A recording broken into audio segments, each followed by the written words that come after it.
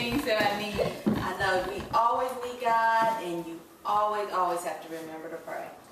You always need a glass of wine too. A bottle of wine. So, Mom, God, And a bottle of wine. that's it. Thank you.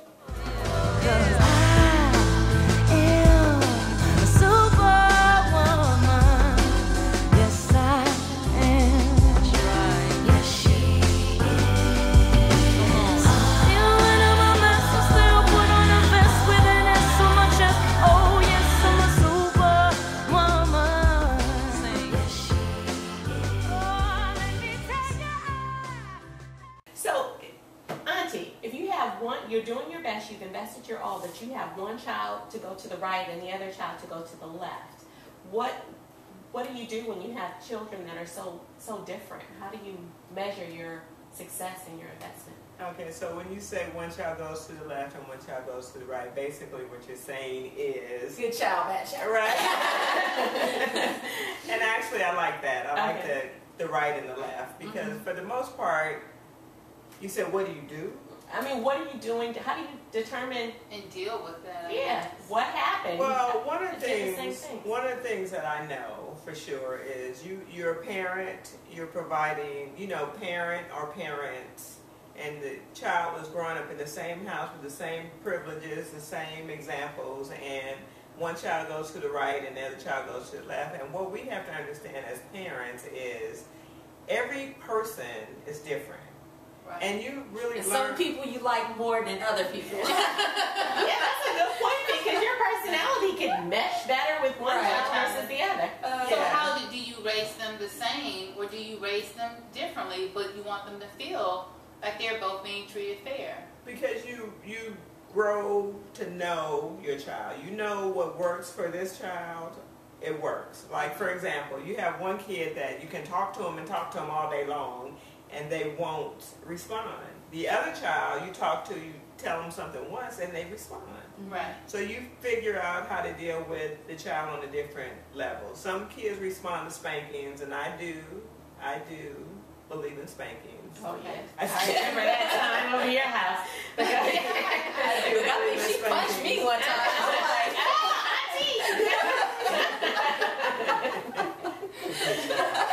But no, I do. But you do. You learn to deal with the kids on an individual basis. Some children need more nurturing. Some kids need a little more attention than others. That's just the bottom line. That's the way it works. Do you think it's fair to say that you cannot treat your children the same in no case scenario?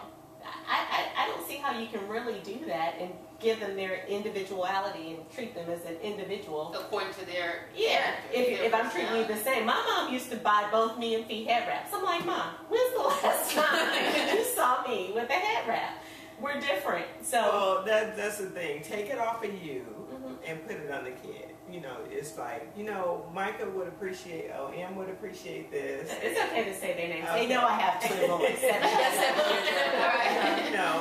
A good example, when I was at the football game yesterday, I really recognized Malachi's passion for the game more so than Michael's. So you have twin boys. What are you laughing at? I'm laughing at Micah on the sideline. Like doing steps. I'm sorry. My hands down. He was not cheering. Yeah, stepping like a kappa. Yeah, that's what's right. Like a kappa. He's doing a drum roll. But I recognized Mal's passion for the game much more so than Micah's. So you just wouldn't want to push him into it. Yeah, you don't want to push him into it. You want to figure out what works for each kid. Right, and I think also a good thing is to give both kids, or we're talking about 2 or 3, whatever the case is, but give them their equal praise. Equal praise, because although you're great in football and somebody's always saying, oh, he's so great at football, you're doing so good, we got to find something that he's good at so we can say, oh, you're so good, because otherwise it's like I never do anything good. Yeah. And he always is doing this football thing. And we all know that's not the case with Micah, because Micah has excelled in most things. And Right. this is now, Malachi is now excelling in it. Okay, and see, that's really important, because even as, say you have a father who, you know, men are into football, Yeah. Right. and they have a boy that's a football star, and then they have a Right. boy that likes to is- cook. The band. Right, Yeah, the band. that's right, that's right. Or yeah, he's like you said, that wants to cook. Right. And dad has to find it within himself to give as much praise to the one that wants to cook. It's like, you know what, my son is going to be a master chef. Right, right. And you know, actually, Tyler Perry mentioned that on Oprah, where he said that his Love it. father, right, Tyler Perry, that Oprah he calls. worked with his hands, I believe is what he was saying, and really was struggling with accepting that Tyler was just more creative mentally and writing and things like that. And so that became a problem, that whole Joe Jackson. Just like even Nay and I, we're so different. Where I was more of the arts. And well, where there was something that I did that you could show and people could clap, you know, Right, in a right, sense a where, performance. right, a performance or something where they could clap. He come dance. Right. You know, that was a Right, that was constant the thing that And they people didn't would even say. want me to come in the room unless I was getting the company leave. They come play the flute so the company will leave.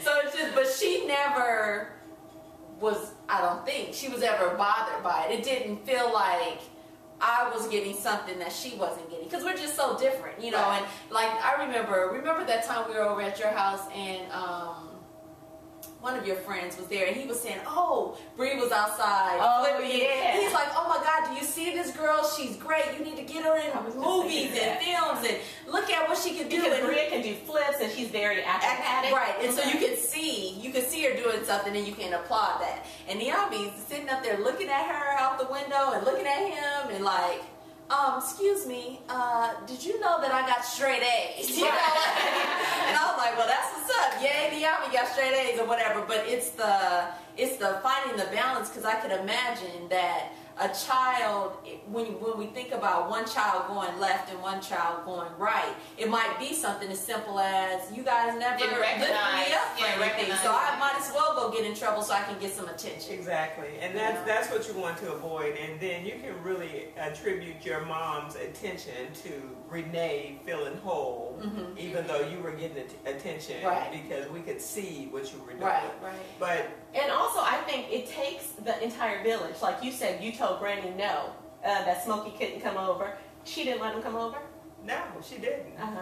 You know, really, you have to have enough wherewithal Right. to be able to express to your mom or your sister, you know, that I don't want that to happen. I think part of me feeling whole came from my grandma's love. You know, not necessarily, like it didn't matter. Because for something, did you think Granny liked you more than me? Because I was sure I've always me said the most. that. I've always said that she was my number one fan. Yeah, she You know, was. she was like, you know, I couldn't do nothing wrong, and I was a superstar in her eyes. You know, no matter what, how much I accomplished or didn't accomplish. When she see me up on stage, she thought I was Beyonce. You know, like, look at Beyonce go, and I was like, yeah, Granny, here I go. You know, I mean, in all honesty, Yeah. I didn't feel that same praise from my mom that I felt that Fee received. I felt that more from my grandma. And that's why, like, when I did things like got my MBA and other things, I wanted to be really recognized because I was never a great dancer. I could never sing. But You still I did well. Even when I became vice president of the company, I wanted everybody to see this because this is what I do well. But you're right. It doesn't look as good as, you know, dancing. Something that Now, you can see. another thing that I have learned as a parent and a grandparent is sometimes as parents, we'll go talk to our friends and go, yeah, my girl did this and my boy did that. Yeah. And we're praising the kids all day long to somebody else. Right. And we forget to tell them. Yeah, and you have to remember to tell your children. You have to give that same enthusiasticness to your child. Because we do. We'll go out and we'll talk to Brag our on them. friends. Mhm. We're bragging about, my daughter got an MBA. But we don't do that expressly to the child. Right. You know, we'll go to work and we'll say, girl, yeah, I just paid for my daughter's graduation. and we're not showing that same. We're just patting our kids. That was like good. that's what I expect from you. Yeah, that's what I expect. And I do that. I'm guilty of that with my kid. My son, Mike has always been on the principal's list, and he, you know, I give him props also, but I almost expect it from him, so I'd probably give him more recognition if he fell off the principal's list than I do for him staying on the principal's list, which is no good. No. Right, So, right. yeah. And so you also mentioned that when you're having children who do different things, but they do it very well, and you want even the family to be on the same accord, people around them, but how do you get them on the same accord when that wasn't how they perhaps raised you? That's not their mentality. They don't necessarily see the importance of what you're trying to do with your children. Oh, you can't go over baby house. Because it's like, you know, if I know better, I do better. Right. I see what things work for me and what things didn't, but you still believe that your way was the best way. Right. So that, I think, can be a struggle sometimes, trying to get everyone to understand what you know. Well, in that respect, it's an ongoing situation. You're going to always reinforce. You know, when the kids, the adults are downstairs having a good time, and the kids are upstairs, and those are the times you discuss those things with. And sometimes on an individual basis, you discuss them with your mom and dad. And this is why I do this. You know, this works for me. Please respect that this works in the family, and you know, go along with it. You know, just give it a shot. Right. So, but we do. It takes a village, and that's what works. The village has to be. The village has their norms. I mean, there's always going to be a little bit of variation, but. And there's always the need. I mean, as an auntie, my mother was always my mother. I felt the love of my mother. I have strength from that.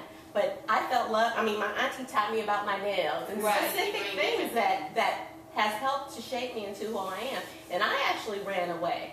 And I ran to her house, which was right around the corner from us. And I stayed, about 3 days, and I found out, well, she's not going to give me my own room, and I have a bedtime? Let me run away I ran to my other aunt's house. Oh, wow. But so when you say ran away, do you mean you ran away in the night, or you No, this was a scheduled plan, okay, by my parents. I'm going to move, I'm leaving. Because when I think of running away, I think of you randomly. You don't know where they are. No, in our family, we ran away to other people's houses.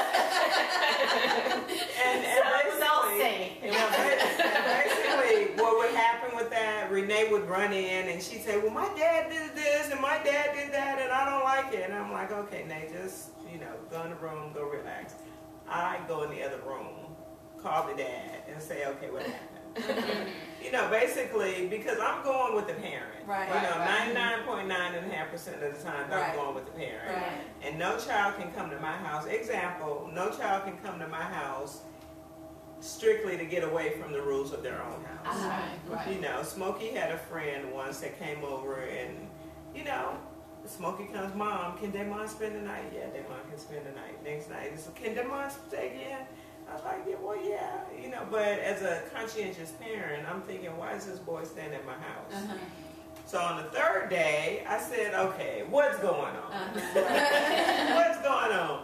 Well, my mom, she be tripping and, so he gives me his spiel. And I said, look, Damon, here's the deal. At my house, you go to school, you get good grades, you come home, you do your chores, and that's all there is to life for you at this point. My house is not going to be any different than your house. Right. Your mom wants the same thing for you that I want for these kids. So you're not going to come over here and have your way. I said, not to mention, I can't afford to feed you.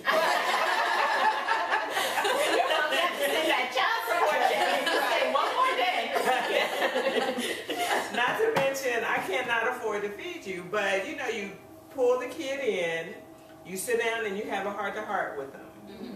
That life over here is not going to be any different. In fact, it'll probably be worse because I'm not your mom. Right. I don't like you that much.